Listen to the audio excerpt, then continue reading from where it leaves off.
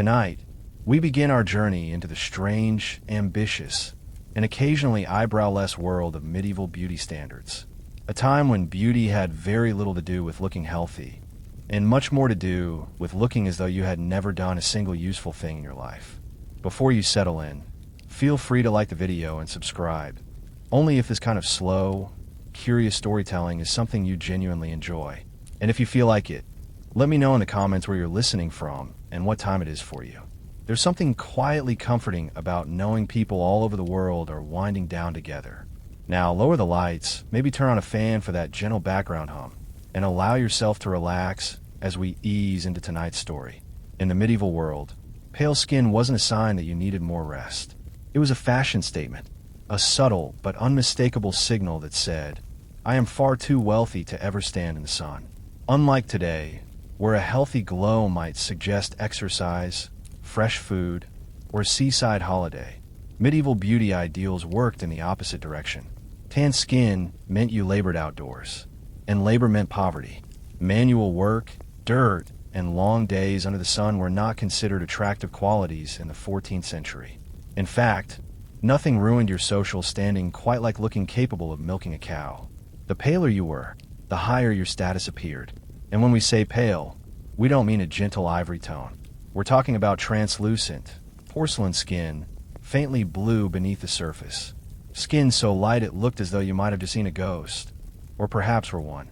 Of course, nature didn't always cooperate, especially if you were born with a perfectly functional circulatory system.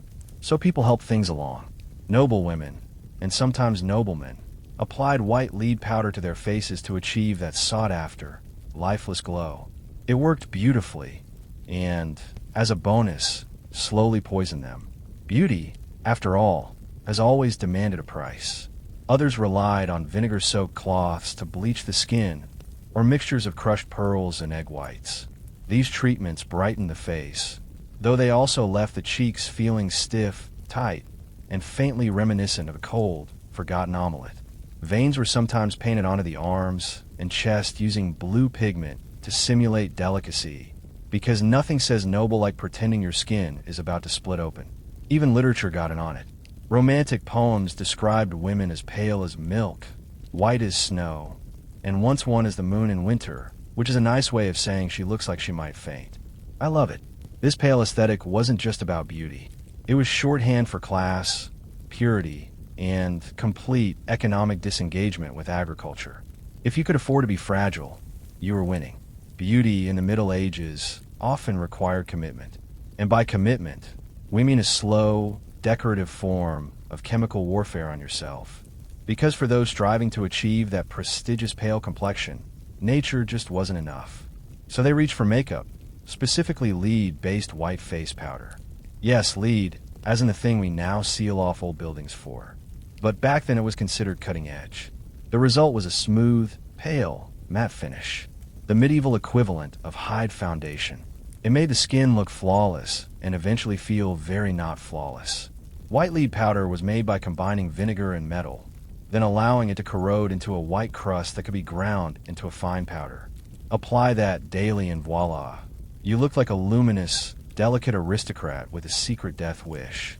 And if your skin began to flake, blister, or fall off in small diplomatic chunks, even better. It meant the makeup was working. Probably this wasn't a one-product routine either. Many added mercury-based rouge for color, or chalk dust for more staying power.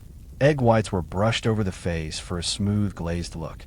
Basically, if it came from a barn or an alchemist's shelf, someone had rubbed it on their face in the name of elegance. The downside, other than the obvious slow poisoning, lead-based products caused everything from chronic fatigue and skin ulcers to hair loss and premature death, which is not listed on most modern skincare labels. But the fashion endured because if the choice was between dying slowly and being mistaken for a peasant, nobility often chose the scenic route to the grave. Men weren't always immune either. Some male courtiers also used powders or skin treatments, especially in the later medieval and early Renaissance courts, where image mattered almost as much as lineage, or at least as much as smelling less terrible than your rival. Of all the medieval beauty trends, the obsession with high foreheads may be the most eyebrow-raising, literally, because people were removing their eyebrows for it. A tall, smooth, uninterrupted forehead wasn't just fashionable. It was considered elegant, intelligent, and divine. It was the architectural marvel of the medieval face. The ideal forehead said, "I spend my days reading psalms and looking pensively out of castle windows, not I own a shovel." To achieve this noble look, women went to extreme and frankly itchy measures. Eyebrows were plucked out completely, and sometimes even scalp hair was removed inch by inch to push the hairline further back. This wasn't a trim. This was a full-on forehead expansion project. Medieval grooming manuals advised women to use tweezers, hot cloths, and depilatory creams made from things like cat dung, quicklime, or vinegar-soaked leeches, all in the name of showcasing a forehead that could double as a sundial. The results were striking. Portraits from the time show women with serene expressions and foreheads so vast you could host a joust on them, combined with pale skin and soft facial features. This high-dome aesthetic became shorthand for refined beauty. It wasn't all about the face either.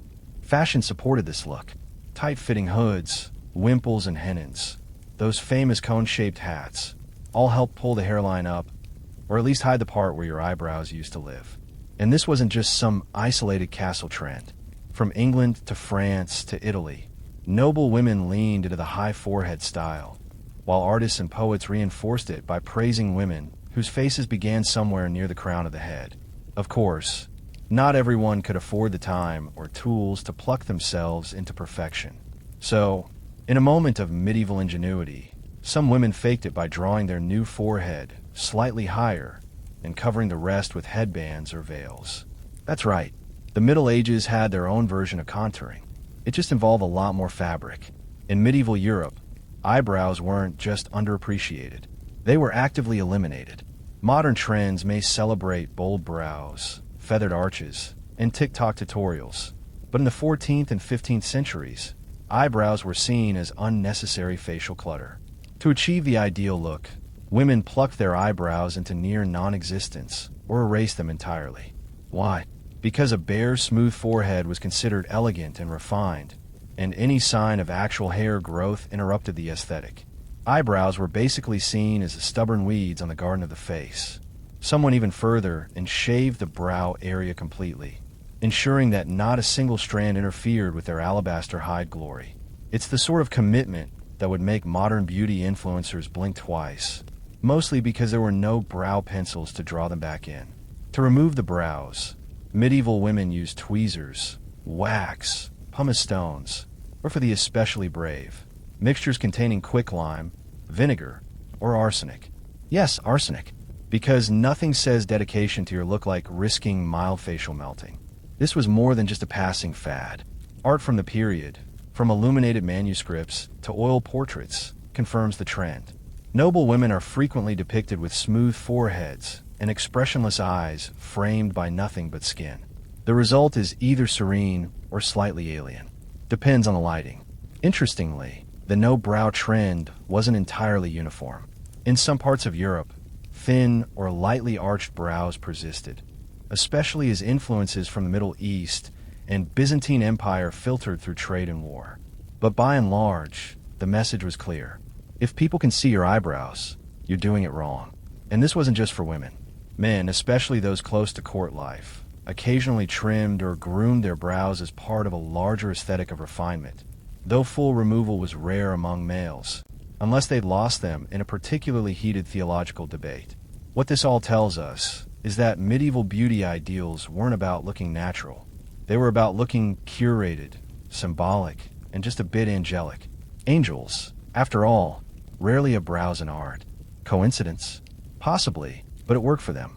In the Middle Ages, having a touch of color in your cheeks was desirable. But like most things in medieval life, there were rules, social risks, and a vague chance of damnation.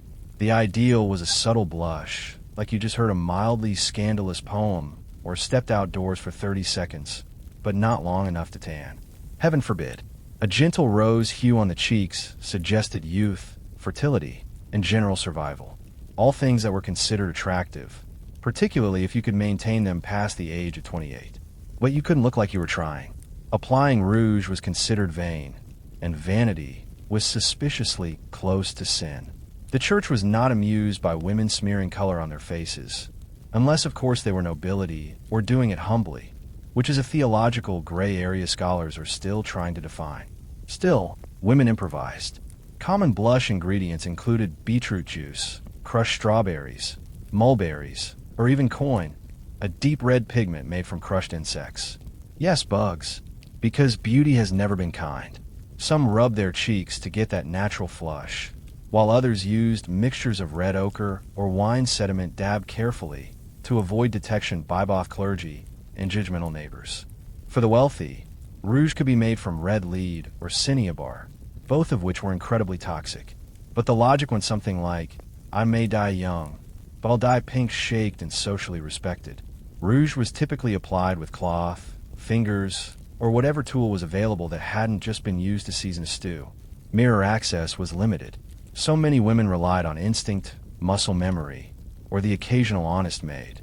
Of course, if your blush was too visible, you might be accused of imitating prostitutes or worse, French courtiers. The horror. The goal was always modest enhancement, not theatrical statement. And if someone complimented your glow, you were expected to deny everything and mutter something about the wind. Even nuns occasionally wore a touch of rouge discreetly, and supposedly only on feast days. Because nothing says, I serve the Lord, like a tasteful dab of beetroot behind the cloister. In medieval Europe, if your hair didn't look like it had been kissed by holy light or stolen from a bottle angel, you were already starting from behind. Blonde hair in particular was the medieval gold standard. It was associated with youth, beauty, virtue, and in case you needed divine backup. The Virgin Mary was frequently painted as a blonde, even though she was geographically speaking almost certainly not. But realism was less important than radiance. If you were born blonde, congratulations. You were considered blessed and probably got out a few chores. But natural blondness didn't last, especially in adulthood. So, medieval women took matters into their own hands, and sometimes cauldrons. Homemade hair lightening concoctions included saffron, chamomile, ash, honey, and lye. Applied liberally, then left to bake under the sun in a method known as sunbasking. It worked best if you had the patience of a nun and the skin of a salamander. Some recipes also included urine, which was thought to help lift color. Whose urine? That part was less regulated, but as long as it gave your hair that celestial shimmer, it was deemed worth it. Beauty is, and always has been, a little bit disgusting. Hair texture mattered too. Loose, long, wavy locks were the ideal, preferably cascading down your back like a divine curtain. But this luxury was reserved for unmarried women. Once married, your golden mane was to be hidden under veils, nets, and head wraps. Because apparently the moment you said, I do, your hair became a national security risk. For noble women, hair was often braided, twisted, or tucked into elaborate styles, especially when attending court or religious events. These hairstyles were frequently accessorized with silk ribbons, beads, or embroidery, just in case you needed to remind the room you didn't shear sheep for a living. Men weren't left out either. While not quite as judged, men with thick golden locks were often romanticized in poetry and art. Knights with flowing hair charging in a battle were the medieval version of shampoo commercials. In medieval Europe, hair was a lot like money. If you had it, you didn't necessarily show it off unless you were trying to get married. Then suddenly it became a strategic asset. Unmarried women were encouraged to wear their hair long and loose as a symbol of purity and innocence, though not too loose, unless you were going for the ethereal forest maiden look, which was only socially acceptable if you were, say, an actual saint or being martyred. Otherwise, a gentle braid would suffice. But once married, your hair was immediately banished from public view. Congratulations. You now had a husband and an obligation to wrap your locks tighter than a monastery's wine budget. Enter the world of veils, wimples, nets, and kifs. A medieval wardrobe of modesty that could make even the most radiant blonde disappear under 3 layers of beige linen. These coverings weren't just modest, they were practical. They protected hair from smoke, lice, and unsolicited compliments from troubadours. The most dedicated women layered their coverings. A coif, a close-fitting cap, might be worn under a veil, which could then be pinned beneath a wimple that wrapped under the chin. The effect, you look like a pious, well-bundled sandwich. and that was the goal. But fashion is rarely satisfied with just function. As time went on, headwear got more elaborate. Nets were embroidered with gold thread. Veils were starched into geometric shapes. Some noble women wore silken cages for their braids, accessorized with jewels and tiny bells, because nothing says subtle beauty like jingling when you turn your head. In many cultures, concealed hair was tied to morality. A covered head was seen as modest and virtuous. Exposed hair on a married woman, however, could get you compared to a lady of the night, or worse, a French woman. Of course, some women rebelled. They would let a little curl slip out, or wear translucent veils that technically counted as covered, while still letting the world admire their carefully dyed strands. Medieval loopholes were alive and well. If medieval beauty had one unspoken rule, it was this: taller is nobler. And we're not talking about your legs. By the 15th century, women across Europe began embracing a fashion trend that quite literally elevated their appearance. The hennin. You know the one. Those towering, cone-shaped hats that looked like they were designed by someone who spent too much time around church steeples. The hennin wasn't just headwear. It was a social ladder you wore.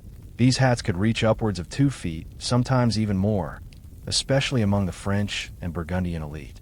The taller the hennin, the higher your status, and the more doors you smacked into on your way to dinner. Often made from fine silk, velvet, or brocade, hennins were structured with wire frames, giving them that dangerously aerodynamic shape. A sheer veil usually cascaded from the tip, adding movement, mystery, and a good chance of getting caught in candles. Now, getting your hair to fit under one of these things was an art in itself. Hair was braided and stuffed up into the cone, or sometimes completely shaved around the forehead. Forehead real estate, again, to help the hennin sit properly. Comfort was not part of the design brief, but hennins weren't the only vertical obsession. Some women wore heart-shaped escapons, which looked like 2 croissants glued to either side of the head, or butterfly hennins, where veils were spread out like wings. Great for drama, not so much for reign.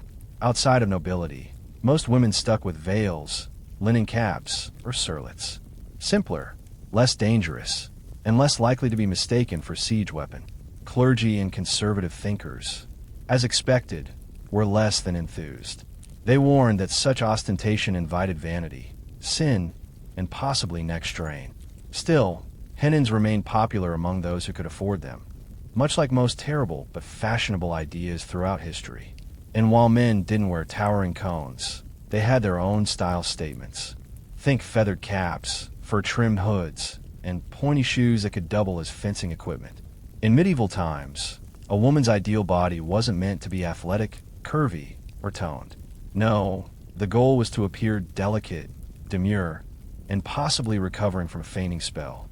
The ideal figure was slim, soft, and slightly ethereal, like someone who lived on honey water, courtly poems, and perhaps one figure week.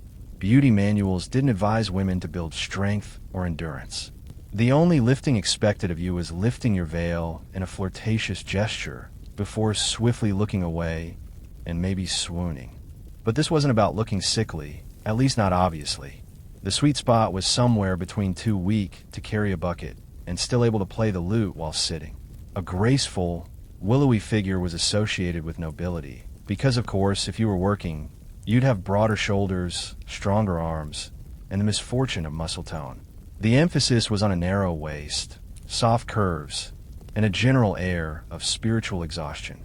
Waistlines on dresses were often cinched just below the bust. An early version of the empire waist to elongate the torso and give the illusion of height and fragility. And if that illusion needed help, tight lacing was available. Not quite corsets. Those came later, but tightly bound kirtless and cire did the job just fine. Being too thin, however, wasn't the goal either. In times of famine or plague, being very thin was a red flag, as in that person might be actively dying. A small hint of roundness, particularly in the face or hips, was considered healthy and fertile. Basically, if you looked like you could survive winter and still be poetic, you were in the sweet spot. Diet advice from the time wasn't exactly balanced. Beauty manuals recommended things like eating fennel for digestion, rose petals for breath, and drinking wine to improve complexion. Protein only if it had a feather still attached. Men, on the other hand, were allowed to have more substance, broad shoulders, strong legs, and the ability to carry a sword without toppling over. But even then, nobility preferred a lean frame with refined posture, not brute strength. In the Middle Ages, a woman's eyes were her silent power, the medieval version of sending a flirty emoji, only with more spiritual implications and slightly less blinking. The ideal medieval eyes were large, clear, and soulful, the kind that seemed to whisper, "I'm full of virtue," and maybe just a hint of melancholy. Think of eyes that looked as if they had personally witnessed the fall of man and were still politely recovering. Poets of the period couldn't get enough of them. They described eyes as luminous orbs, dewdrops of heaven, or pools of pure devotion. What they rarely said was bloodshot, allergy-ridden, or I was up all night churning butter. Light-colored eyes, blue or gray, were often idealized in Northern Europe, associated with innocence, purity, and the general assumption that you hadn't seen too many disturbing things, or at least pretended not to. In Southern Europe, darker eyes were admired, too, especially if they came paired with a noble lineage and a good dowry. Enhancing the eyes was challenging. There were no medieval eyeliner pens, just charcoal soot and optimism. Some women dabbed a little black powder around the lashes to make the eyes look bigger, risking irritation, blurry vision, or starting the world's first accidental smoky eye. But most women relied on nature and strategic lighting. Want to look more wide-eyed? Stand near a candle. Want to look virtuous? Look downward at all times, even if you trip over the cat. Interestingly, slightly teary eyes were admired. It suggested emotional sensitivity, piety, and perhaps that you just finished praying or reading something uplifting, like a 300-line poem about chastity. Artificial tears weren't available, but staring directly into smoke or enduring mild public humiliation usually did the trick. As for eye contact, it was a delicate dance. Too much could be seen as bold, flirtatious, or suspiciously French. Too little, and you risked seeming shifty or possessed. The trick was to occasionally glance up from beneath lowered lids, like someone who'd memorized the Bible but wasn't about to brag. Let's talk about something rarely mentioned in medieval love poetry: breath. Specifically, what it smelled like. While a knight might wax lyrical about his lady's rosebud lips or pearl-like teeth, he usually skipped over what happened when those lips opened. That's because medieval dental hygiene was at best an aspirational concept, and mini freshness wasn't invented yet. Unless you count standing near a herb garden and hoping for the best. Still, fresh breath was technically considered desirable. A gentle, sweet-smelling mouth hinted at youth, health, and that you probably hadn't eaten garlic and eels for breakfast, though statistically you had. Medieval women did what they could. They chewed parsley, fennel seeds, cloves, cinnamon sticks, and occasionally twigs, not just for the taste, but to keep the mouth tolerable. Think of it as the pre-mint version of gum. It didn't sparkle your teeth, but it made you slightly more kissable, or at least less terrifying in close conversation. For those with access to apothecaries, there were also herbal pastes and mouth rinses made from sage, vinegar, and myrrh. These were applied sparingly, both because they were expensive and because opening your mouth too wide in public was considered a bit much. Toothbrushing, as we know it, wasn't standard. Instead, people wiped their teeth with cloth, rubbed them with chalk or crushed herbs, or used chew sticks, small fibrous twigs that could scrub and double as something to fidget with while your suitor recited bad poetry. And halitosis wasn't exactly romantic. It wasn't considered shocking either. After all, everyone had bad breath to some degree, and they all had bigger problems like surviving winter or avoiding being burned as a heretic. For noble women, the trick was to minimize offense while maintaining grace. Conversations took place at arm's length. Public affection was limited, and when in doubt, fan yourself and look contemplative. Bonus points if you carried a small pomander, a scented orb filled with herbs to wave gently in your own direction as needed. In modern times, a great smile can launch 1,000 dating apps. In the Middle Ages, a smile was a risky endeavor, best used sparingly, like spices or peasant revolts. Why? Well, medieval dental hygiene wasn't exactly flourishing. Teeth were important, yes, but more for chewing bread than charming suitors. Most people had teeth that ranged from slightly questionable to actively terrifying, especially by age 30. So, the fewer people saw them, the better. This wasn't entirely due to negligence. Tooth decay was rampant thanks to diets heavy in bread, porridge, and mead, and lacking in toothbrushes, dental floss, or literally any kind of fluoride. Sugar wasn't widely consumed yet in most of Europe, but even basic starches broke down into tooth, tarnishing misery. Also, dental surgery at the time was essentially an exorcism with pliers. Despite this, a healthy smile was quietly admired, just not loudly celebrated. White, even teeth were rare and seen as a mark of youth and fortune, and perhaps a miracle. But people weren't going around flashing big toothy grins like medieval toothpaste commercials. In fact, a demure closed lip smile was far more fashionable. Think I might be contemplating a sonnet rather than I'm thrilled to be here. Some women even used powders made of sage, salt, or ground up coral to try and clean or whiten their teeth. These methods were mildly effective and mostly abrasive. Imagine brushing with sand and hoping for the best. But overall, teeth were tolerated, not flaunted. Medieval art, for instance, almost never depicts open-mouthed smiles. Even saints and angels usually keep their mouths politely closed, as if they too were quietly aware of the risks of showing murs. Men weren't immune either. A knight might win the heart of a lady with his bravery and chiseled jawline, but no ballad ever included the line, "Hispids gleamed like ivory." There's a reason Trudeau sang about eyes, hair, and hands, not breath and bite alignment. When it came to medieval beauty standards for men, the expectations were oddly specific. You didn't need to be chiseled like a Greek statue, but you also couldn't look like you'd just fallen off a hay cart. The sweet spot was somewhere between ready to joust and could write a poem about jousting without actually doing it. The ideal man was tall, lean, broad-shouldered, and very importantly, nobly unbothered. Not overly muscular, that suggested labor, but not soft either. That suggested laziness or too much me. You wanted to look like you could swing a sword, but only if the squire was busy. A defined jawline, high cheekbones, and a straight nose were all considered attractive. Think Prince in an illuminated manuscript rather than village strongman. A well-groomed beard or a smooth, clean-shaven face was acceptable depending on the region and era. But either way, it needed to look intentional, not like you'd been lost in the woods for a week. Hair was typically shoulder length and styled, especially for noblemen. Curls were in fashion in many courts, especially if they occurred naturally or looked like they did. Some men even used curling irons. Yes, really. Small heated rods or herbal rinses to enhance texture and shine. Because nothing says I'm above manual labor, like sitting for 45 minutes while your page boy styles your fringe. Clothing played a huge role in enhancing the male silhouette. Padded shoulders, cinched waists, and fitted tunics helped create the ideal body shape with extra emphasis on posture. A nobleman did not slouch. He glided, often with a hint of disdain. And if a man did happen to be naturally muscular, that was fine, as long as he wasn't caught actually working with those muscles. Fighting in wars was acceptable. Hauling barrels was not. Above all, the look was effortless. You weren't supposed to try to be attractive. You were simply born noble, and that alone made you appealing. A kind of medieval version of hot without trying. Except instead of a gym membership, you inherited land and a falcon.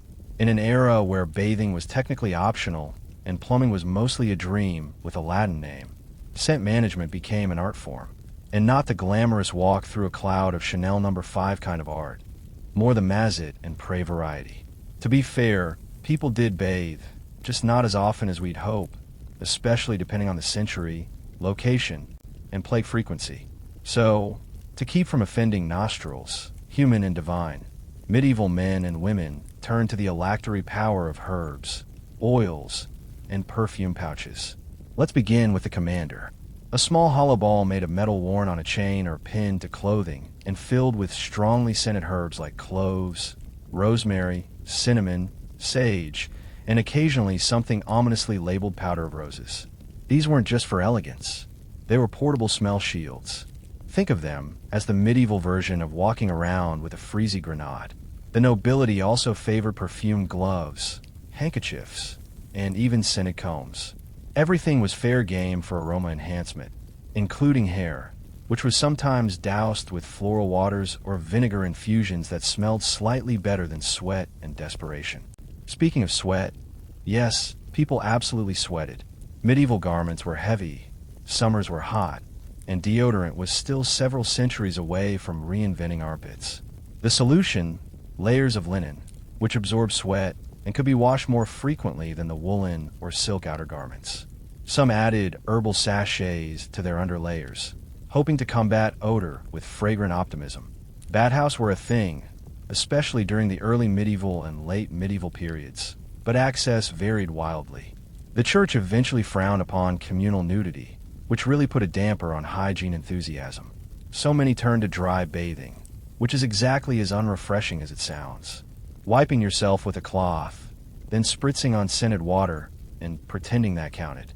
And then there were the overachievers, people who kept flower petals in their shoes or stuffed herbs in their bed linens to smell vaguely like someone who had recently seen a garden. In medieval Europe, beauty wasn't just skin deep. It was morally loaded. A well-composed face could be a divine blessing, a social weapon, or a trap set by the devil himself. Sometimes all three before breakfast. To be beautiful was to walk a very fine line. On one hand, physical beauty, clear skin, symmetrical features, pale complexion, was considered a sign of virtue. If you were lovely, it meant you were blessed, possibly chosen by God, or at the very least unlikely to steal sheep. Poets, preachers, and painters alike described beauty as evidence of a pure soul. But there was a catch. If you knew you were beautiful, or worse, if you used that beauty to your advantage, you immediately became suspect. Vanity was a sin, remember? And showing too much interest in one's appearance hinted at pride, seduction, or worst of all, French tendencies. Medieval sermons warned that women's beauty could tempt men into sin, which of course was entirely the woman's fault. Eve set a precedent, and medieval Europe ran with it for a solid 1,000 years. A woman wearing makeup, showing a bit of hair, or fluttering her lashes of the wrong night, could easily find herself accused of being everything from immoral to outright demonic. Some even believed that beauty could be an illusion, a sorceress's disguise, a glamour conjured by witches to lead righteous men astray. This may sound dramatic, but remember, this was a time when bad weather could get you burned at the stake. Conversely, those who were plain or ill-featured were sometimes assumed to be morally deficient or just unfortunate. The idea that outward appearance reflected in a character wasn't just popular. It was doctrine in some circles. Beauty meant grace. Ugliness meant punishment, illness, or divine disappointment. Of course, all of this made things spectacularly confusing.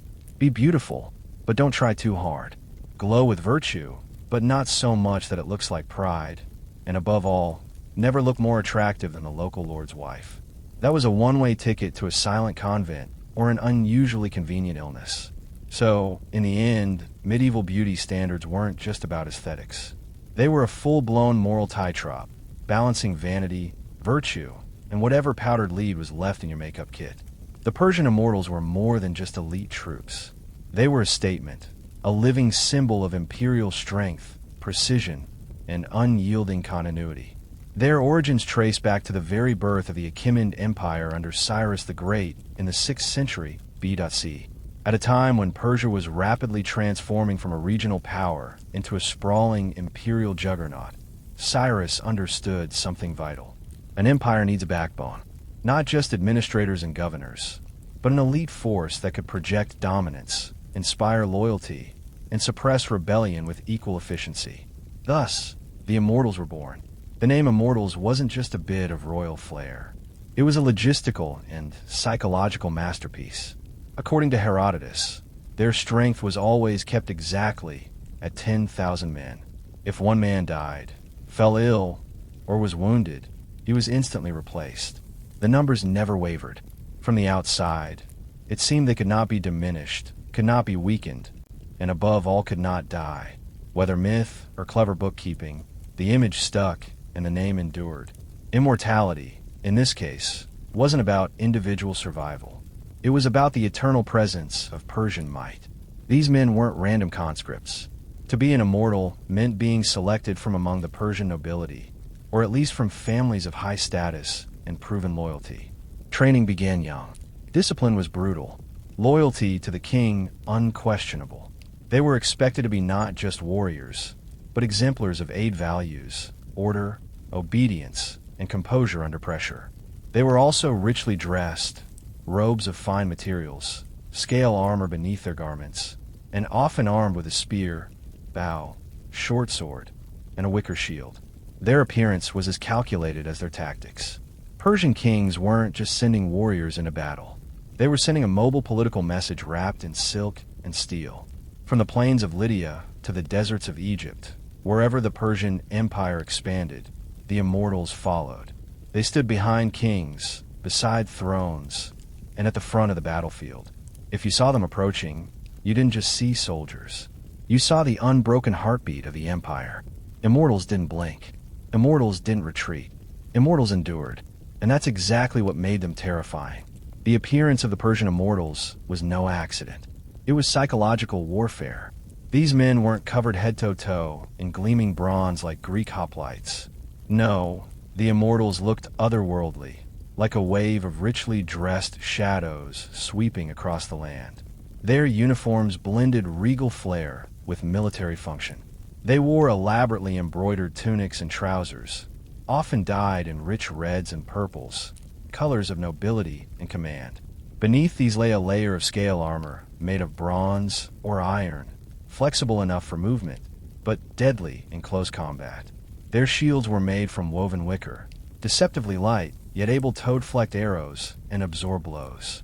Their most distinctive element, however, was their headdress, a soft felt cap called a tiara, sometimes pulled over the face to obscure identity.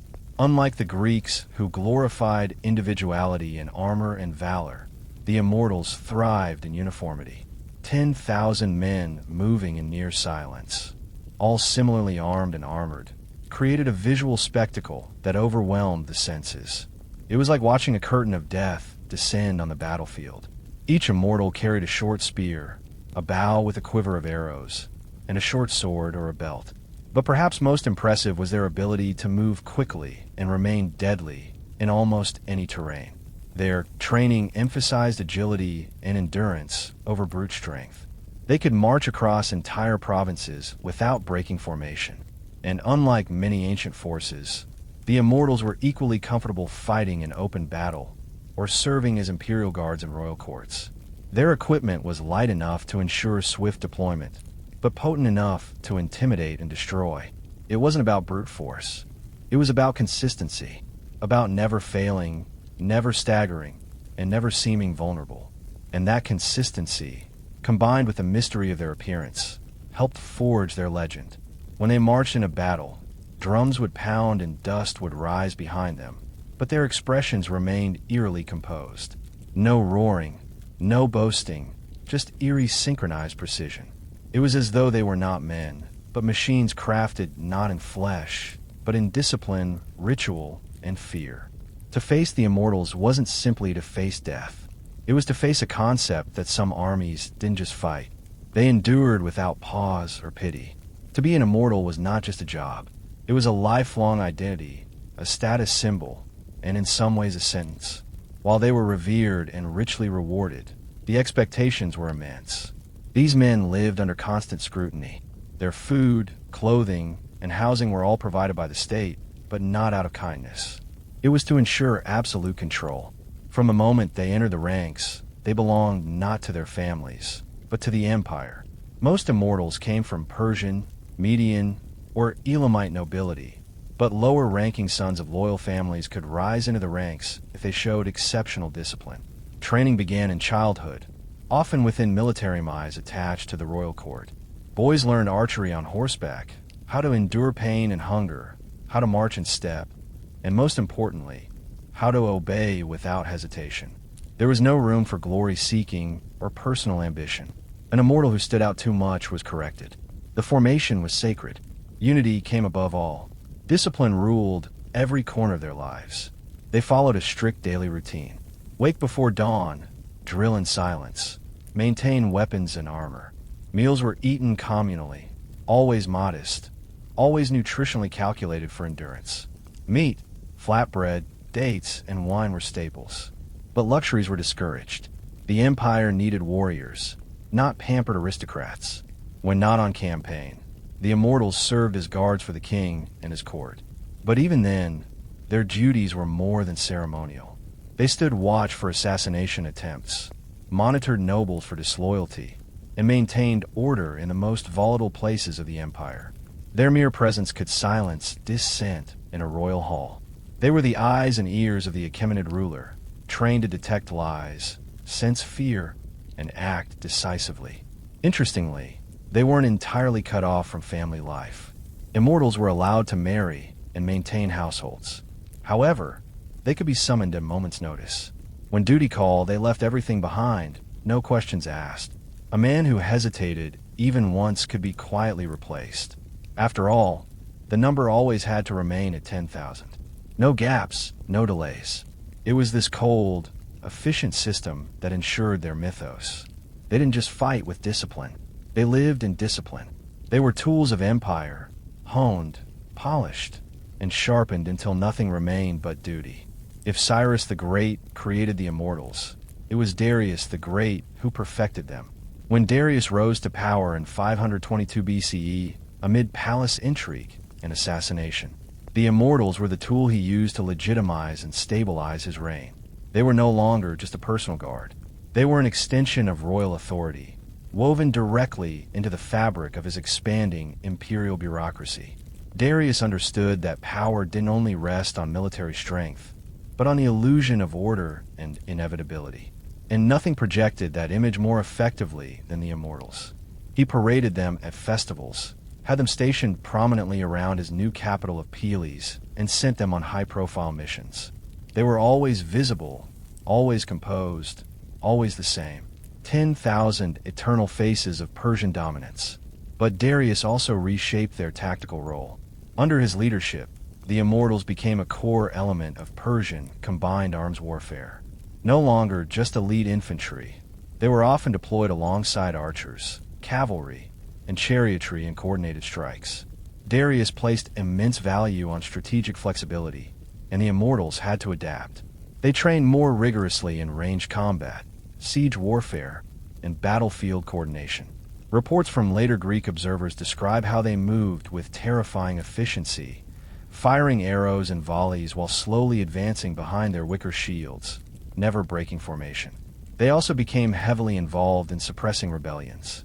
Darius's empire stretched from Egypt to the Indus Valley, and revolts were frequent. The immortals were often the first wave of retaliation in Elam, Babylon, and Saya. They acted as both punishment and message. The empire is watching, and the king's will is inexhaustible. It was under Darius that they earned a darker reputation. Not just elite warriors, but instruments of fear and retribution. Even their iconography was elevated. Carvings at Pepololis show them in perfect lines, stylized and identical, facing eternity in stone. These weren't mere portraits. They were propaganda. Darius wanted every subject and visitor to know. These men are always here, always armed, and they do not die. Step out of line, and you'll meet 1 or 10,000. Through Darius, the immortals became more than a military unit.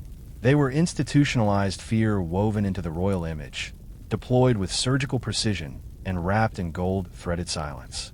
The Persian immortals reached the height of their legend during the reign of Xerxes the Great, and nowhere was their reputation more fiercely tested than at the narrow mountain pass of Thermopylae in 480 BC. This battle, now mythologized through centuries of art and cinema, wasn't just a clash of armies. It was a symbolic collision between two radically different worldviews. Persian imperial order versus Greek city-state defiance. And at the center of the storm stood the immortals. When Xerxes invaded Greece with what ancient sources claimed was the largest army the world had ever seen, he brought the immortals as his personal vanguard. They didn't just guard him.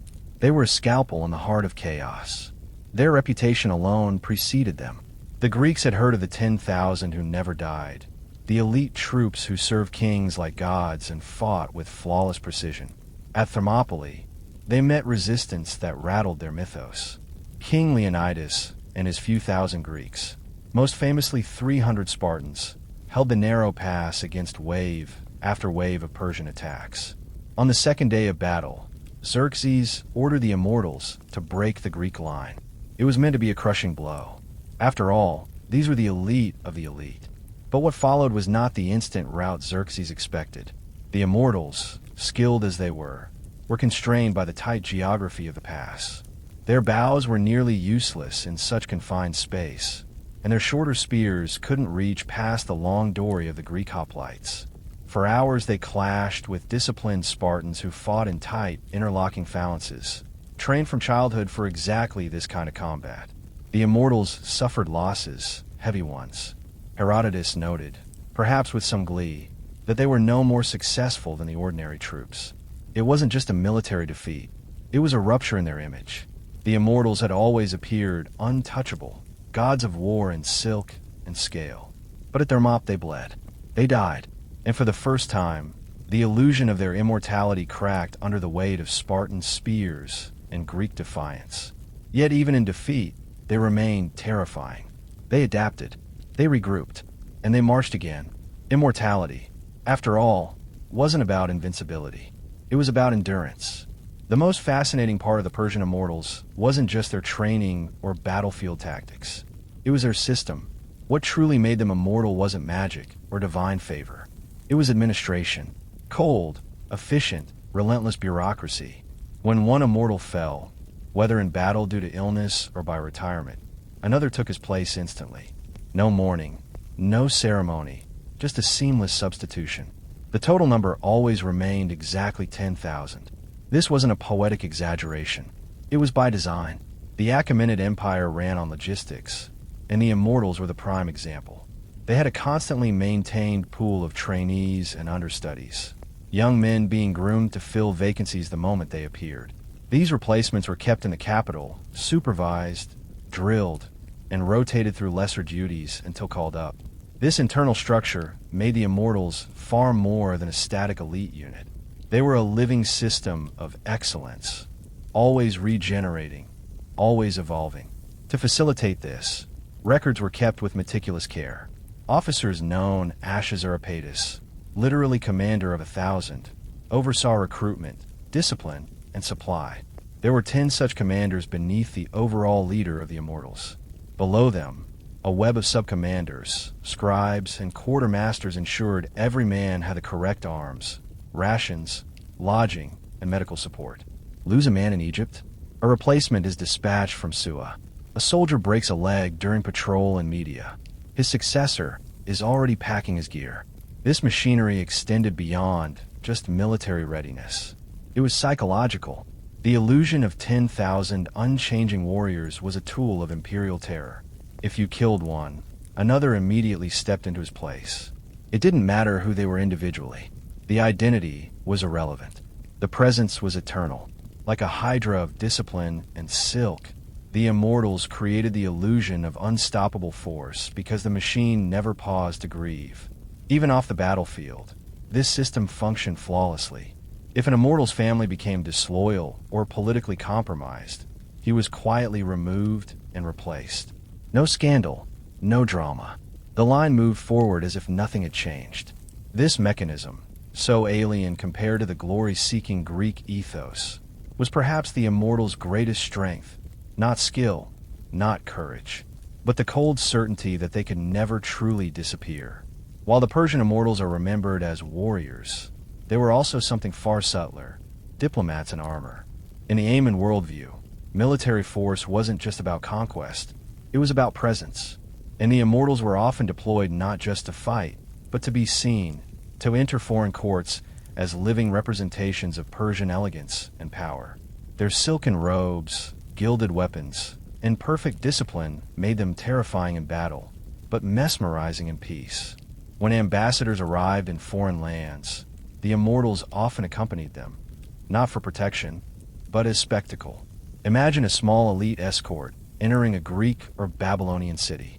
10 men, perfectly synchronized, dressed not in rough leather or blood-stained bronze, but in fine tunics laced with gold, silent and unreadable behind their soft felt headdresses.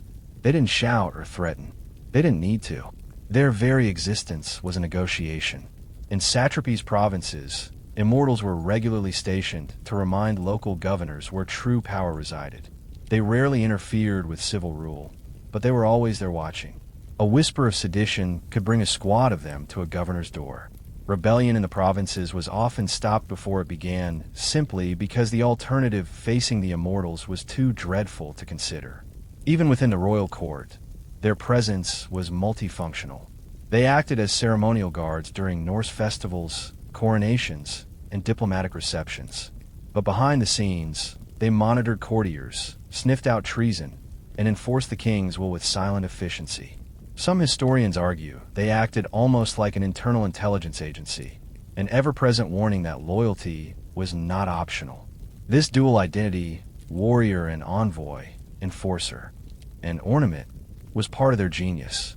Unlike most elite units of ancient times who lived for the glory of battle alone, the Immortals served a much broader imperial strategy. War was just one tool. Theirs was an empire held together not just by swords, but by symbols. The Immortals understood that fear and awe are siblings.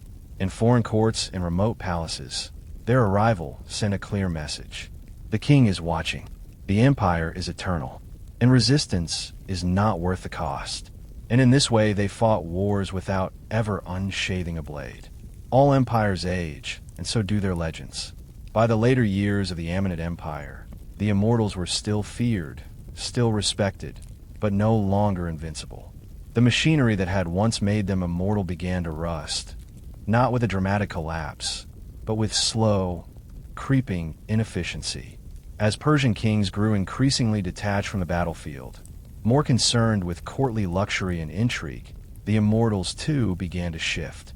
From hardened warriors into royal ornaments under kings like Artaxerxes and Darius III, the elite guard still existed, still dressed the part, still marched in perfect formation. But cracks had formed. Recruitment standards slipped.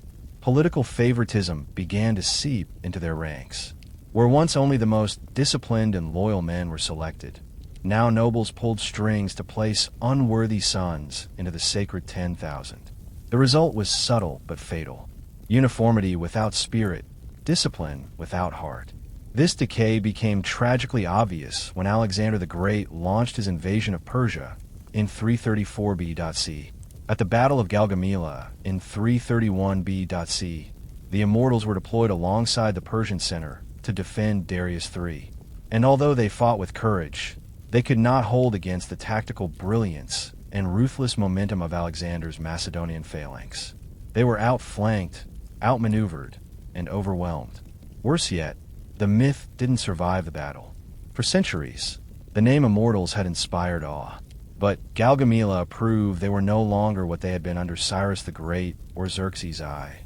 The machinery of instant replacement faltered. The backup system that once made their losses invisible simply wasn't in place anymore. The unit never recovered. When Alexander marched into Peplois and took the royal palace, he walked into a shell of an empire. The Immortals weren't there to defend it. The unbroken line had finally been broken. But their story didn't end with defeat. Elements of the Immortals lived on. Alexander co-opted Persian traditions into his army.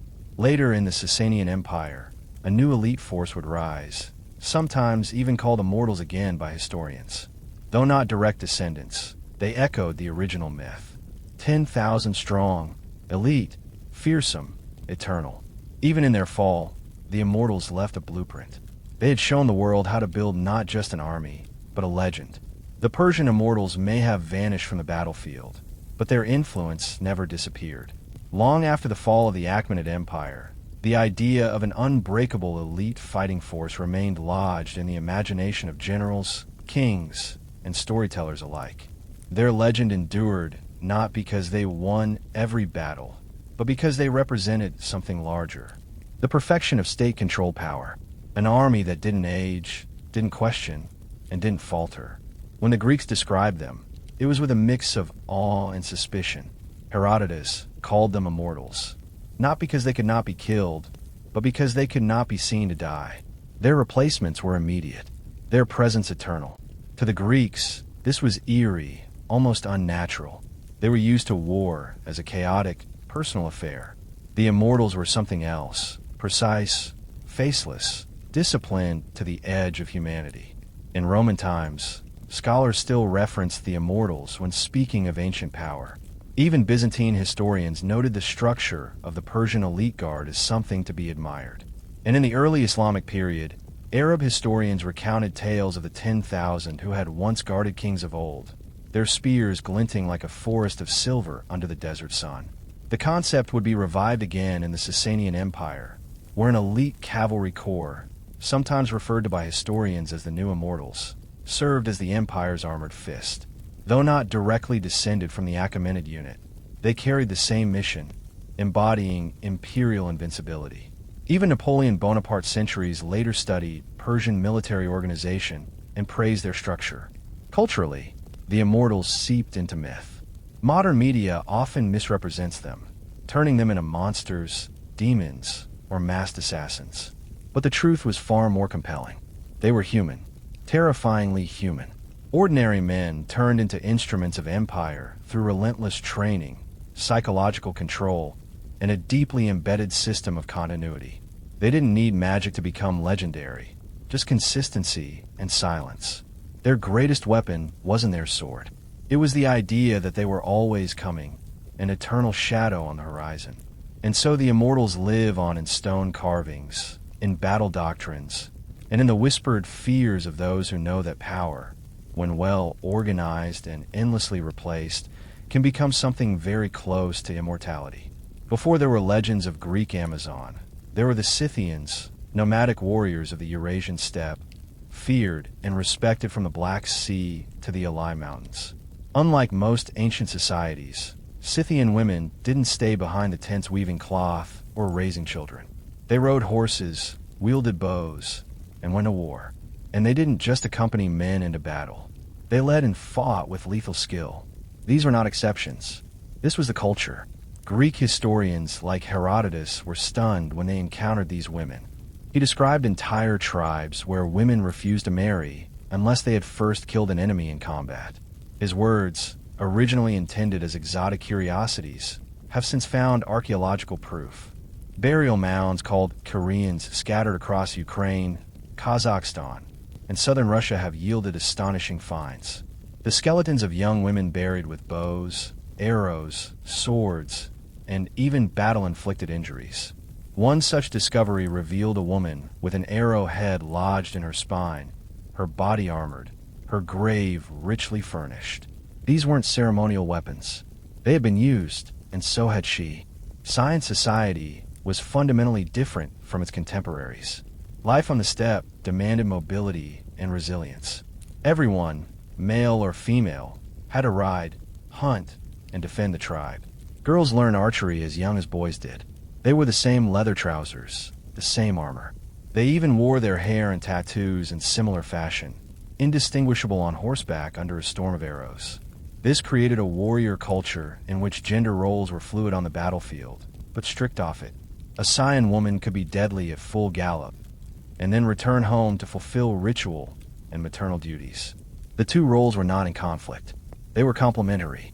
Greek myths of the Amazon may have been inspired by exaggerated encounters with Scion women. But while the Amazon of myth vanished in a fantasy, the Scions were real. They fought Persians, clashed with Greeks, and terrified the Macedonians. And for centuries they roamed the steppe with fire and fury, men and women alike. In the small West African kingdom of Dahomey, modern-day Benin, an army of women once struck fear into European colonizers, rival kingdoms, and anyone foolish enough to underestimate them. They were known as the Aogi, but the French nicknamed them the Dahomey Amazon, comparison to the Greek myths. But these warriors were very real.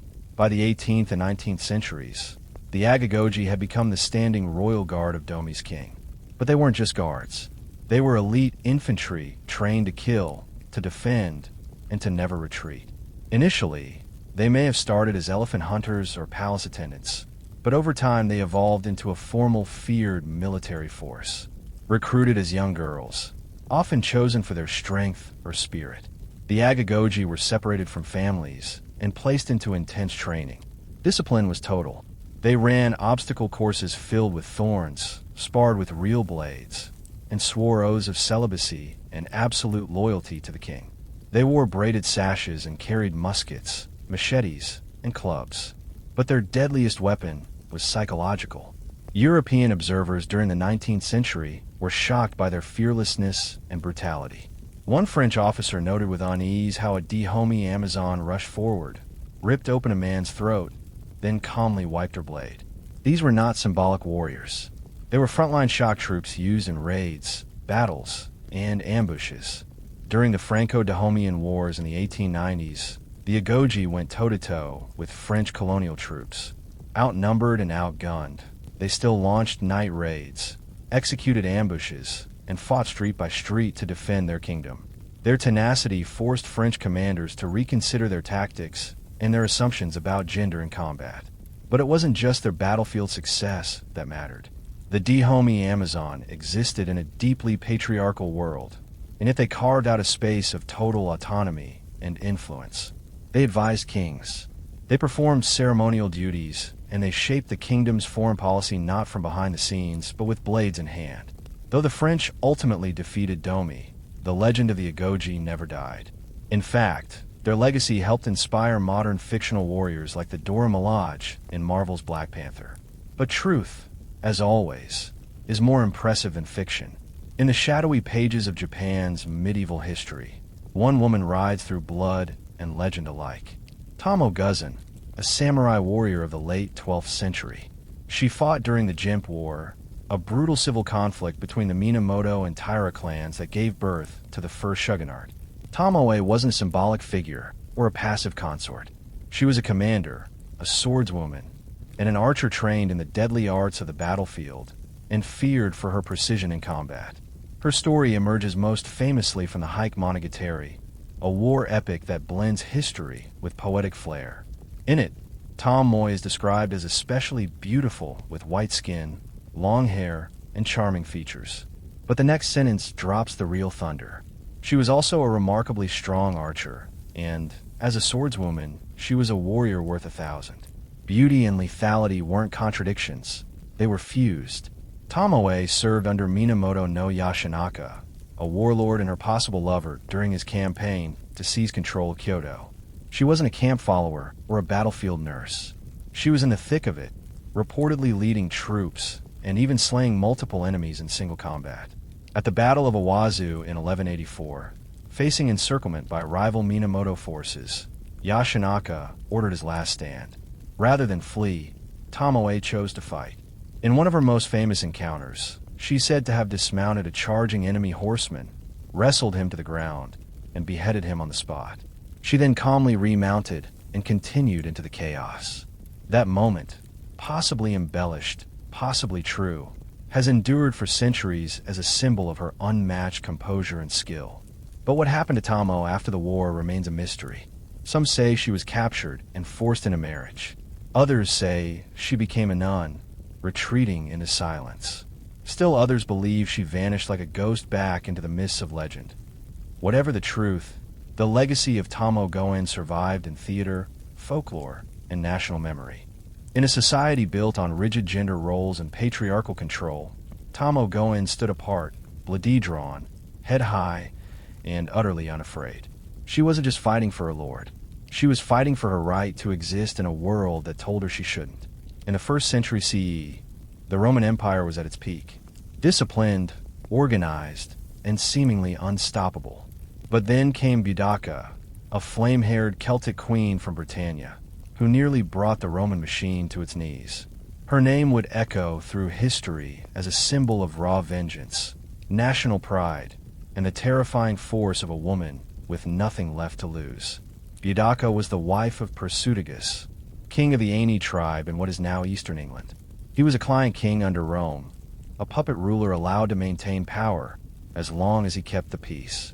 But when Persutigus died, Rome ignored his will and moved to seize his lands outright. In the process, Roman officials FGG'd Boudicca publicly, and according to Tacitus, rape her daughters. It was a brutal humiliation designed to crush rebellion. Instead, it lit a wildfire. In 60 or 61 CE, Boudicca united several British tribes and launched one of the most ferocious revolts in Roman history. And she wasn't a figurehead. Roman accounts describe her leading her army from a chariot, spear in hand, dressed in a flowing tunic and a massive gold torque around her neck. Her fiery hair streamed behind her as she rode, calling her people to war. She was part priestess, part general, and all fury. Her forces descended on Camelum, modern Colchester, burning it to the ground. Next came Londinium, the seed of modern London, where she slaughtered Roman colonists and razed the city.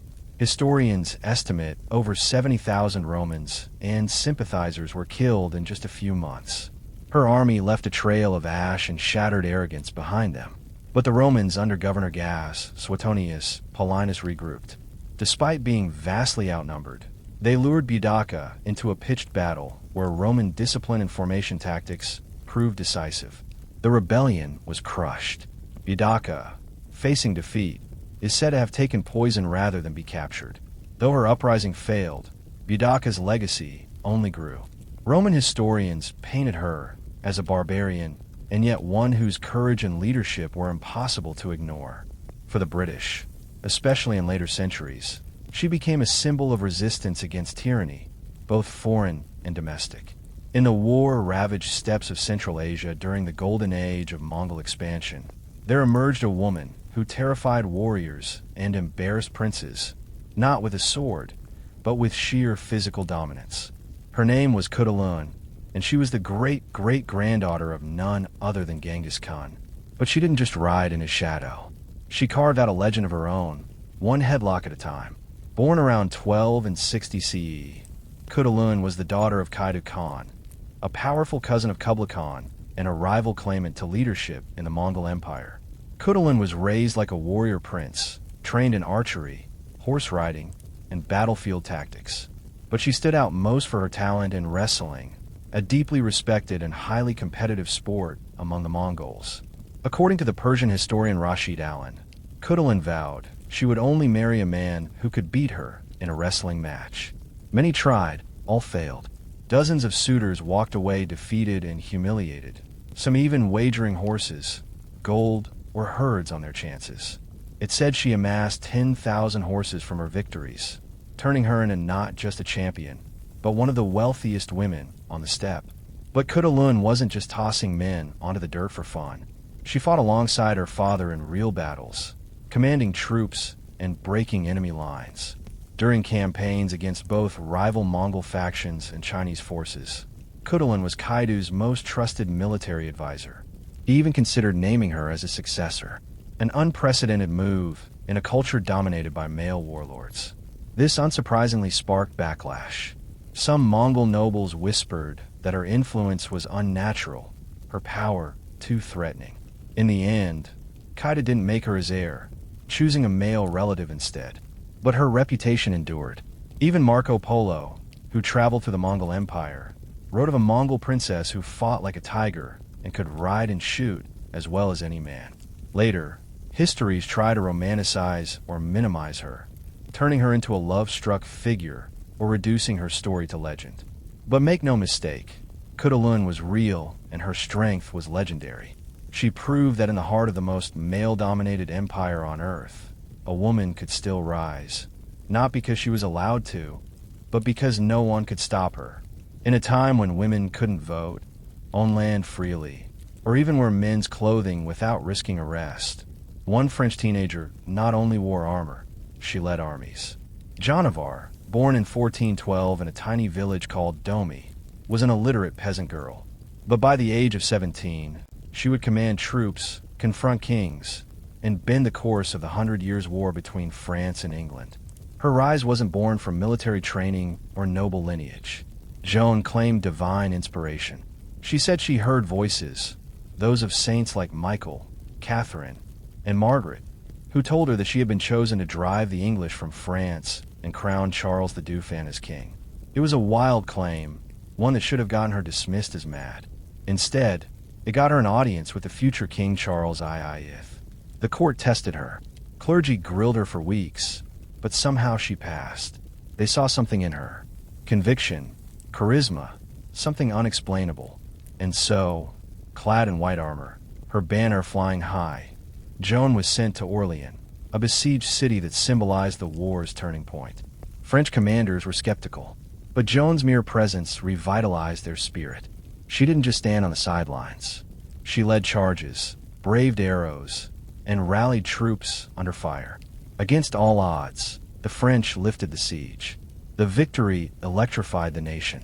Joan became known as the Maid of Orleans, a symbol of divine favor and patriotic resistance. After a string of victories, she escorted Charles to Reims, where he was crowned king, just as the voices had foretold. But power, fame, and miracles come with enemies. In 1430, she was captured by Burgundian allies of the English. Tried by a pro-English ecclesiastical court, Joan was accused of heresy, witchcraft, and notably wearing male clothing, a crime punishable by death. She was just 19 when they burned her alive in Rouen marketplace, but her death only magnified her legend. Years later, the church reversed her conviction. Centuries later, she was canonized as a saint. By the time the Kanotiko took up her naginata, a bladed polearm favored by samurai women, Japan was changing fast. It was the late 1860s, and the samurai class was being dismantled as the country modernized. But in one final stand for the old ways, this young woman would write herself into history as the last true onagata, female warrior of the samurai tradition. Nano was born in 1847 into a respected family of scholars and warriors. From a young age, she studied Confucian classics, calligraphy, and most importantly, martial arts. Her favorite weapon, the naginata, was more than just practical. It was symbolic, traditionally used by women of the samurai class. It allowed for extended reach and graceful, fluid combat. Under the guidance of her adoptive father and martial arts master, she trained until her skill rivaled that of the best men in her domain. By her 20s, Nano had become both an educator and a warrior, teaching other women the ways of the sword. But in 1868, when the Boshin War broke out, a civil conflict between the imperial forces and the old Tokugawa shogunate, Nano didn't stay behind. She joined the defense of Aizu, one of the last bastions of traditional samurai resistance. Women were not officially allowed to serve, but Nano formed an unofficial unit of female fighters known as the Joshtai, the women's army. Clad in hakama pants and traditional armor, these women fought fiercely alongside the men, protecting their families, their city, and their way of life. At the Battle of Aizu, Nano led her unit in hand-to-hand combat against imperial troops armed with rifles. According to witnesses, she killed several enemies before being shot in the chest. Knowing she was mortally wounded and unwilling to be captured or defiled, she asked her sister to behead her. Her body was buried at a temple in Fukushima, her sword beside her. Nano's bravery was legendary, even in defeat. Today, statues of her stand in Japan, particularly in Aizu, where she's remembered not only as a warrior, but as a woman who refused to bow to modernity, to patriarchy, or to death itself. In the smoldering ruins of World War II, one name sent shivers down the spines of German soldiers on the Eastern Front. Ludmila Pavlichenko, nicknamed Lady Death by her enemies. She wasn't a myth, a morale booster, or a propaganda figure. She was the real thing. A Soviet sniper who tallied 309 confirmed kills, including 36 enemy snipers. She was the most lethal female sniper in recorded history. Born in 1916 in what is now Ukraine, Pavlichenko was competitive from a young age. She was fiercely patriotic and a natural marksman. When Nazi Germany invaded the Soviet Union in 1941, she was just 24 years old and studying history at university. But instead of books, she picked up a rifle and volunteered for the Red Army. Officials initially suggested she become a nurse. She refused. She wanted a combat role, and she got one. Deployed to the front lines during the siege of Odessa and later the siege of Sevastopol, Pavlichenko earned her reputation the hard way. She spent long hours motionless, camouflaged in freezing terrain, waiting for the perfect shot. Her targets weren't just foot soldiers. She hunted officers, machine gunners, and rival snipers. She operated with nerves of steel, patience bordering on supernatural, and an absolute hatred for the invaders. Her kill count climbed so high she was pulled from the front and sent on a diplomatic tour of the United States, Canada, and the UK. There she met President Franklin D. Roosevelt and formed a friendship with Eleanor Roosevelt, who admired her composure and intellect.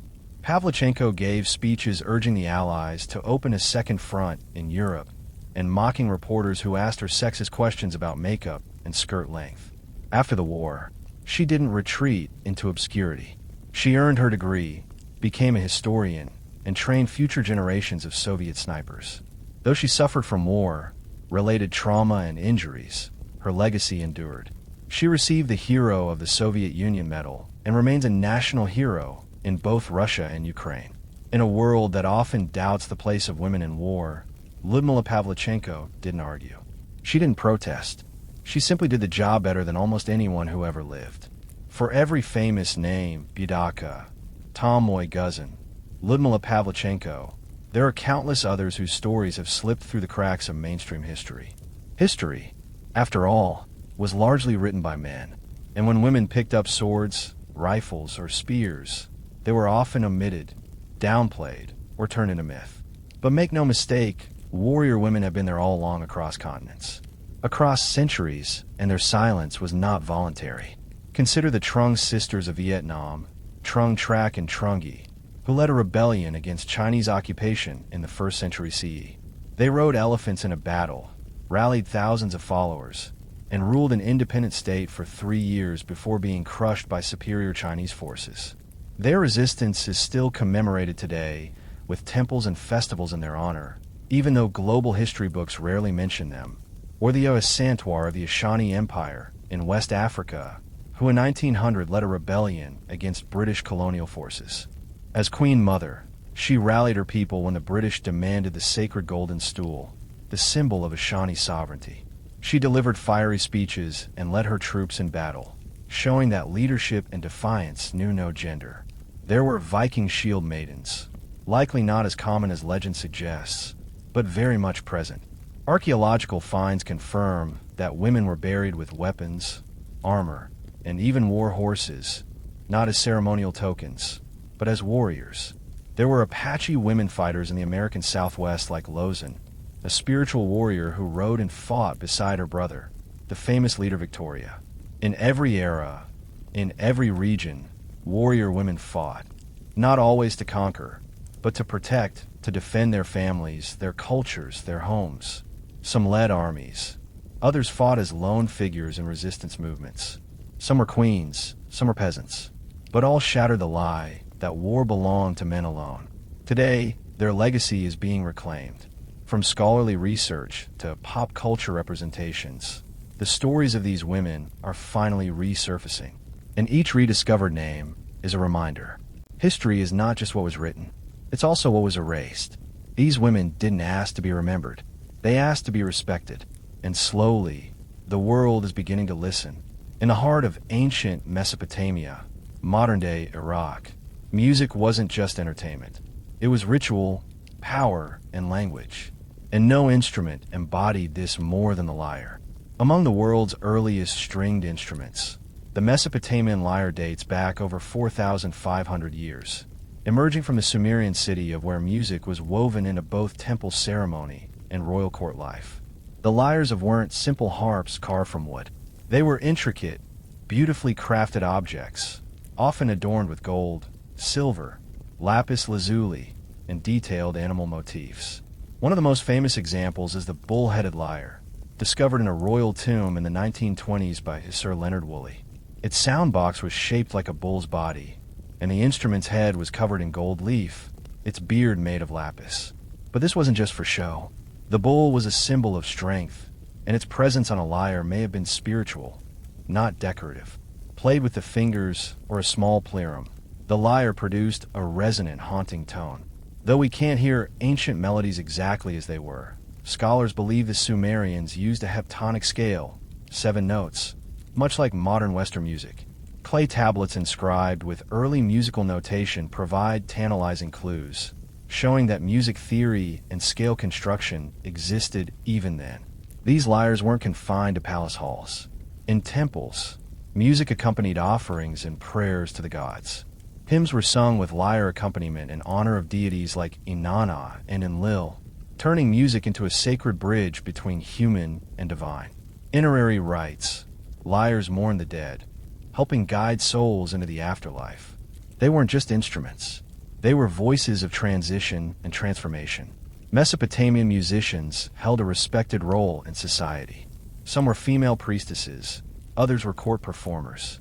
They memorized complex songs passed down orally, often learning from a young age within structured schools for scribes and musicians. Today, replicas of these ancient lyres are played in museums and reconstructions, their soft, twanging echoes reminding us that long before Mozart, before medieval minstrels, or even Homer's sung epics, humans were plucking strings in the desert, chasing beauty and sound. While the lyres sang gently to the gods, the owo screamed, wept, and danced through the hearts of the ancient Greeks. This reed-blown double-piped wind instrument was no gentle flute. It was wild, emotional, and unrelenting. To the Greeks, music wasn't just entertainment. It was ethos, a force that shaped the soul. And the aloes embodied its most primal edge. Unlike the lyre, which symbolized harmony and order favored by Apollo, the aloes was associated with Dionysus, god of wine, ecstasy, and madness. It was often played during rituals, dramatic performances, and military marches, giving it a range of emotional and functional uses. It consisted of two pipes, usually made of wood, bone, or ivory, each with its own reed and fingering holes. The musician played both pipes simultaneously, producing a dense, penetrating sound closer to a bagpipe than a modern flute. This required incredible breath control. Musicians often used a technique called circular breathing, inhaling through the nose while pushing air out through the cheeks, allowing them to play continuously. The effort warped their faces and puffed their cheeks so much so that athletes sometimes mocked all-out players for their awkward appearance. Yet, despite the jokes, all-out players were respected, even revered in certain circles. The olas was not for calm background music. It stirred the blood in ancient Greek theater. It accompanied tragedies and comedies, adding mood and momentum to performances by Sophocles and Euripides. In battle, it kept hoplites marching in step, its blaring voice slicing through the chaos.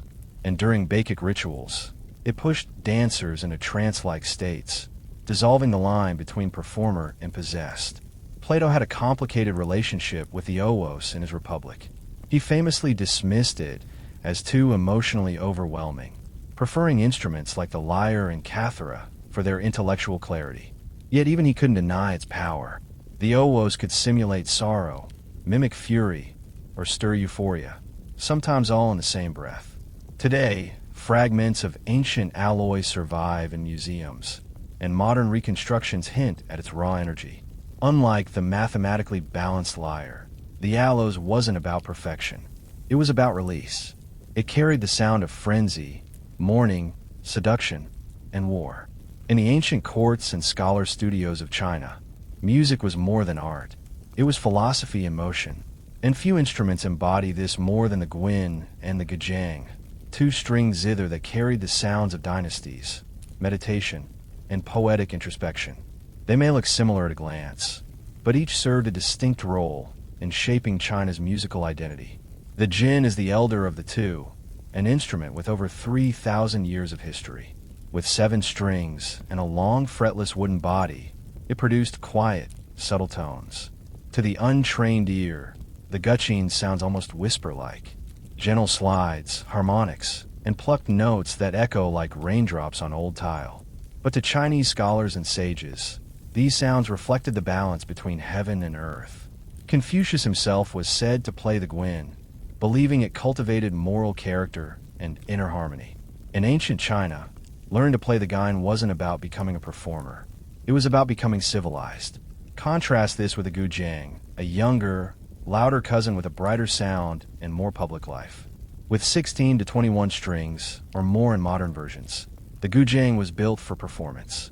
Its curved wooden frame and movable bridges allow for rich melodies and dramatic glissandos.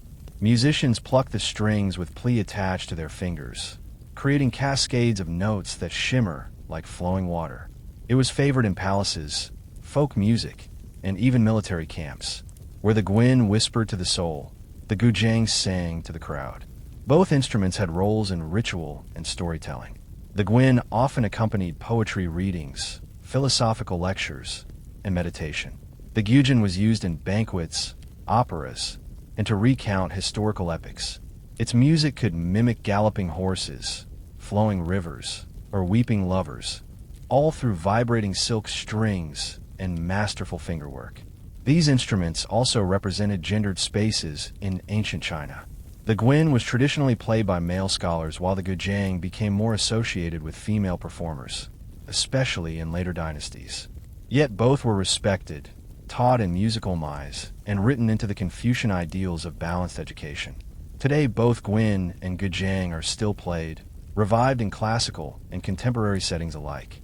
They remain living echoes of China's ancient soul, where music was not only heard, but felt as a path to virtue and emotional depth.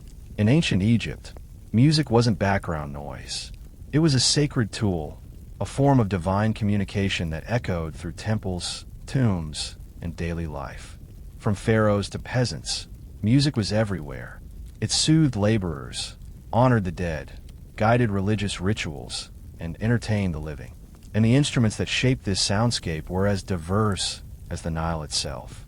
One of the oldest and most iconic Egyptian instruments was the harp. Early harps, curved like bows, evolved into larger angular harps that stood as tall as a man. These instruments were plucked with the fingers, often by temple musicians or court entertainers. Harps weren't just for art. They were associated with the afterlife. Tomb paintings often show harpists playing for the souls of the dead, easing their journey into eternity. Then came the siren, a sacred rattle associated with the goddess Hathor, protector of music, motherhood, and joy. Made of metal with loose crossbars, the siren produced a jangling sound when shaken. It wasn't subtle, but it was powerful, used in temples to summon gods, purify spaces, and drive out evil spirits. The shaking of a siren was believed to please deities and maintain cosmic order. Flutes, often made from reed or bone, added breathy melodies to processions and rituals. The double clarinet with two pipes played simultaneously created a rich, buzzing harmony, a predecessor of the oboes of Greece. Percussion came through frame drums, hand clappers, and even castanets, especially in dances and festivals. Professional musicians in Egypt held respected positions. Many were women depicted in art as harpists and singers, often serving temples. These women were more than entertainers. They were chantresses of Ammon, musicians of Isis, figures of spiritual power. Music could honor gods, accompany offerings, and mark the transition between life and death. Egyptian notation remains elusive. Unlike Mesopotamia or Greece, few musical records survive, but their instruments depicted vividly in tombs and temples tell us enough. Ancient Egyptians understood music as structure, emotion, and magic. Even in death, music was essential. Instruments were buried with the elite, their owners believing they'd play again in the field of reeds, the Egyptian paradise. To them, music wasn't pastime. It was eternity's language. Long before written words etched history into stone, ancient African cultures used something far more primal and immediate: rhythm. Across the continent, drums weren't just instruments. They were voices. They spoke, commanded, remembered, and summoned. In Africa's ancient societies, music, especially percussion, was a living, breathing language that carried stories, laws, identities, and the pulse of the divine. Drums varied by region and purpose, but one of the most iconic was the talking drum found in West Africa. Shaped like an hourglass and strung with leather cords, this drum could mimic the tonal language of the people.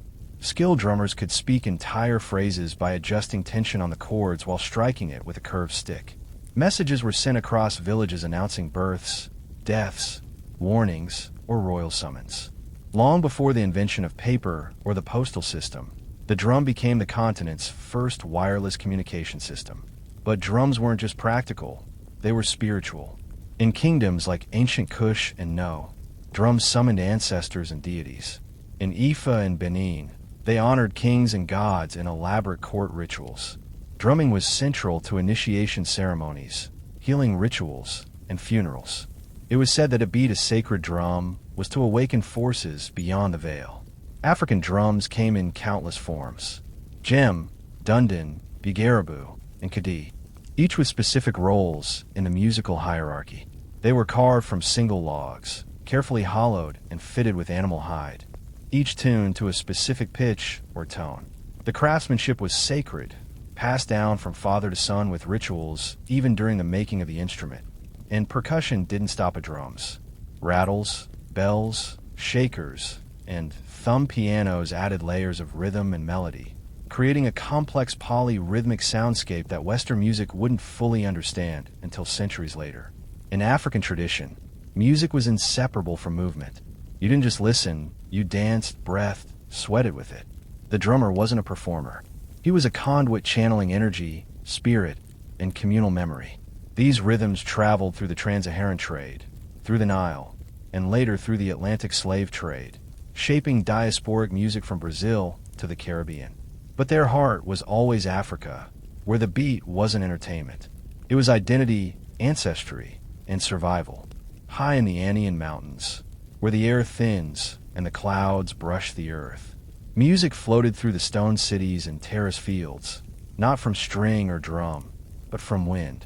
Ancient Indian civilizations like the Nazca, Mach, and Inca developed a rich musical tradition centered around aerophones, flutes, whistles, and most famously panpipes, or SECU. The SECU is a deceptively simple-looking instrument. Multiple reeds, or bamboo tubes of varying lengths lashed together in a row or stacked in double rows. Each tube plays one note, and players alternate rapidly between rows to create melodies. The result is a haunting, breathy harmony that echoes across mountains like a conversation with the wind itself. Sioux ensembles were often played in pairs, two players performing alternating notes in interlocking patterns, a technique called hockading, which symbolized the Andean ideal of duality and balance in nature and society. Flutes made of bone, clay, or reed were also widespread, some so small they could hang from necklaces, others large enough to produce deep, resonant tones. Many were carved in the shapes of birds, snakes, or spirits, showing the spiritual link between sound and the natural world. These weren't just musical instruments. They were sacred tools. Music was used to call rain, bless harvests, honor the sun, or communicate with ancestors. One particularly fascinating find is the ceramic whistling vessels of the Mka civilization. When water was poured into them, internal chambers forced air through a whistle, producing eerie tones, literally musical pottery. These were likely used in rituals, combining water, air, and sound into a single ceremonial act. In Inca society, music accompanied every stage of life, from birth celebrations to funerals, from military parades to agricultural festivals. There was a melody for every moment. Inca musicians played for gods like Ini, the sun, and Pachamama, the earth, offering their breath as a form of spiritual devotion. Even soldiers marched with coordinated flute music, turning warfare into ritual choreography. Though Spanish colonization nearly erased many native traditions, the sound of Andean flutes never fully vanished. Today, their echoes can still be heard in Peruvian highlands and Bolivian villages. An ancient voice of stone, wind, and sky still singing in the thin air. In ancient India, music was more than a performance. It was cosmic engineering. According to Hindu philosophy, the universe itself was created from sound, from the primordial vibration known as Om. From this belief grew one of the world's most intricate and enduring musical traditions rooted in ritual, mathematics, and spiritual transformation. Early texts like the Veds dating back to at least 1500 BCE already contain hymns known as Saman chants, which were meant to be sung, not just recited. These hymns formed part of sacred rituals with specific melodies designed to align the soul with divine forces. The priestly caste of Brahmins were trained not only in philosophy and fire offerings, but in voice modulation and musical cadence. Precision was essential. Mispronouncing a note could in theory corrupt the ritual. The earliest instruments used in Vedic and post-Vedic India, served both sonic and symbolic roles. The vienna, a plucked string instrument with a resonating gourd, became a symbol of learning and divine expression. It was and still is associated with the goddess Saraswati, the deity of wisdom and the arts. Its strings were said to echo the vibrations of the cosmos, allowing the player to connect with universal truths through melody. Wind instruments like the bansuri bamboo flute were not only tools of melody, but vehicles of myth. Lord Krishna, the god of love and divine play, was often depicted playing the flute, charming humans and animals alike. The sound of the bansuri was believed to pierce the illusions of reality Maya and transport listeners to a higher state of consciousness. Percussion also held immense power. The middengam and taba weren't just rhythm keepers. They mirror heartbeats, breath patterns, and cosmic cycles. Rhythms, or talas, were complex mathematical patterns, some cyclical, some asymmetrical, each linked to emotional states and times of day. Indian music was deeply tied to rasa theory, the belief that music should evoke specific emotional flavors like love, heroism, serenity, or sorrow. Even in ancient times, ragas, melodic frameworks, were designed to stir the soul and guide meditation. Unlike many ancient traditions lost to time, India's musical roots have not only survived, they've evolved. But at their core remains the same ancient belief that to make music is to touch the divine. In the ancient cities of Mesoamerica, from the towering pyramids of Teotihuacan to the ceremonial plazas of the Mayan Aztecs, music was inseparable from the sacred. It wasn't just art. It was power used to speak to gods, sanctify blood offerings, summon rain, and terrify enemies. For the peoples of Mesoamerica, music was ritual technology, an invisible thread linking humans to the divine and the dead. Drums dominated the soundscape. The most iconic was the huedel, a tall single-headed drum carved from hollow tree trunks and played with bare hands. Covered in animal skins and adorned with glyphs or sacred images, the huedel throbbed during festivals, warfare, and sacrifices.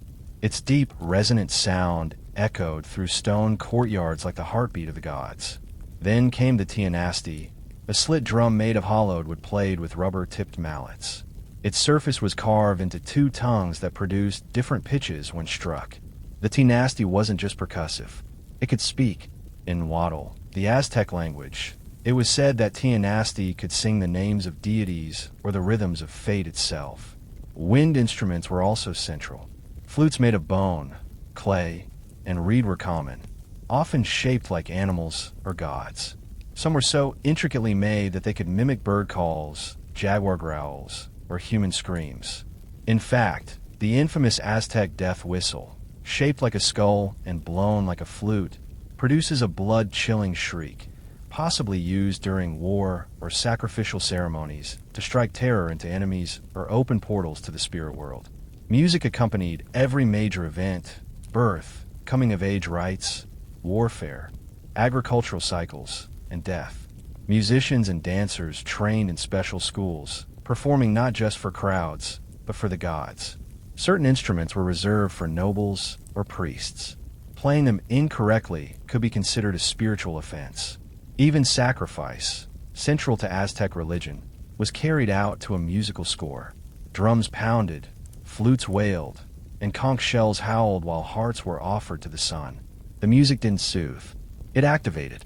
It guided souls, fed gods, and kept the cosmic engine turning. In Mesoamerica, music wasn't a backdrop. It was the ceremony. It wasn't meant to entertain. It was meant to transform. Though the civilizations of antiquity have risen and fallen, their music has never truly died. It lingers, not always in sound, but in ritual, design, and cultural DNA. In many ways, ancient music was never meant to be preserved in sheet music or captured in recordings. It was passed through hands, mouths, and hearts, a living tradition encoded in memory and performance. Take the Chinese gain or Indian veena. These aren't museum pieces. They're still played today, often using techniques that have been passed down for millennia. Performers don't just mimic ancient sounds. They embody them. Each note carries centuries of philosophy, culture, and meditation. In a single pluck, you can feel the same longing or joy that an emperor or sage once felt. In Africa, the drums still speak. The rhythms of the gamber, the call and response of go, the syncopation of dance, all echo ancient practices that predate colonial maps or written history. Even in the Americas, the haunting breath of the Andean siku or the thunder of powwow drums among indigenous tribes reflects echoes of ancestral voices. Some instruments are direct descendants, others are inspired reinventions, but the roots are ancient. Even in modern Western music, ancient concepts survive.